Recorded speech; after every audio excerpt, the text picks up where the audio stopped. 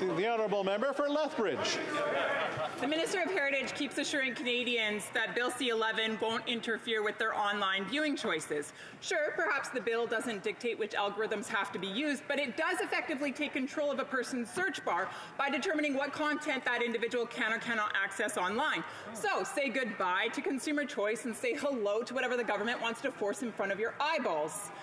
But the minister will tell you that I'm wrong. He'll put on a great show. So why does the minister insist on misleading Canadians? Why? The Honourable Minister of Heritage Canada. Well, Mr. Speaker, I don't have to tell my colleague that she's wrong. Everybody knows that she's wrong. They keep inventing facts all the time. But there's one thing that remains, Mr. Speaker. They don't care about our culture. They don't care about our films, our movies, everything that's produced in Canada, Mr. Speaker. Great. Not important for the Conservatives, and that's a shame. The Honourable Member for Central Okanagan, Similkameen Nicola. Mr. Speaker, other G7 leaders are trying to help their citizens and businesses to deal with the higher costs of fuel, like releasing gas reserves in the United States. Now, we may not have a strategic gas reserve here, but the Prime Minister can lower gas prices by temporarily reducing the GST on gasoline and diesel. This would save small businesses, commuters, and seniors on fixed incomes 8 cents a litre. Well, the Prime Minister, who said in Vancouver that gas prices higher gas prices are exactly what he wants, set aside his inflationary policy, work with Conservatives to give Canadians a break at the pumps. Will they do that? The Honourable Minister. Mr. Speaker, our government absolutely understands the affordability challenge that so many Canadians are facing. And that's why our budget includes a number of measures to help Canadians with affordability. Dental care, doubling support provided through the first-time home buyers tax credit, introducing a multi-generational home renovation tax credit, and a $500 payment for people facing housing affordability challenges. Thank you, Mr. Speaker. The Honourable Member for Regina Leuven. Mr. Speaker, this Prime Minister continues to spread misinformation. We heard it today. This government continues to play the blame game with rising gas prices. It's COVID.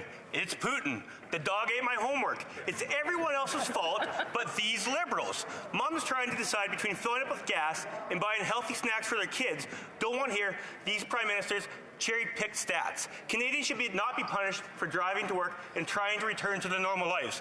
Does this government have a plan to rein in soaring gas prices, and will they finally scrap the carbon tax? The Honourable Minister.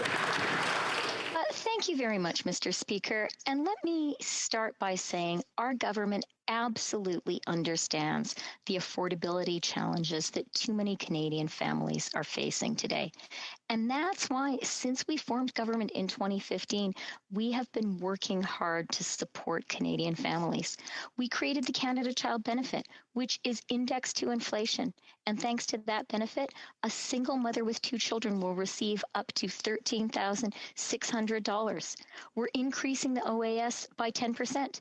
And early learning and childcare is going to mean that fees are reduced by half by the end of this year.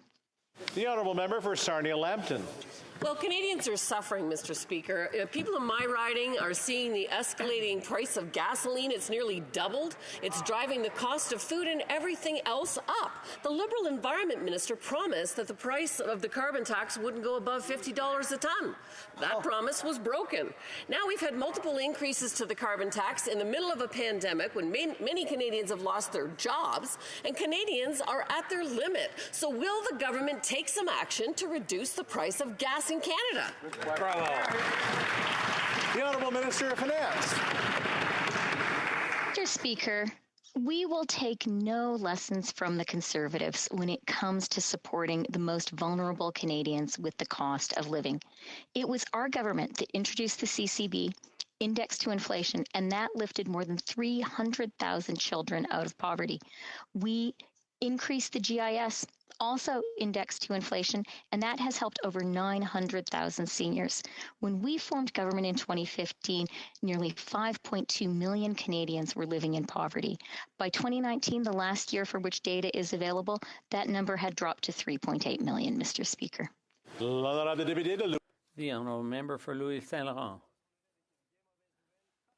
Quebecers all across Quebec woke up to bad news this morning. The price of gas has pierced the psychological barrier of $2 a litre. This affects everyone because the cost of transporting all goods, like food, has gone up. And it will keep going up. Not to mention the fact that the Liberal government, their carbon tax went up on April 1st. Could the Minister of Finance tell us how much higher are government revenues? The Honourable Minister of Finance. Thank you for the question, Mr. Speaker. I'd like to point out once again that our government understands the affordability crisis for far too many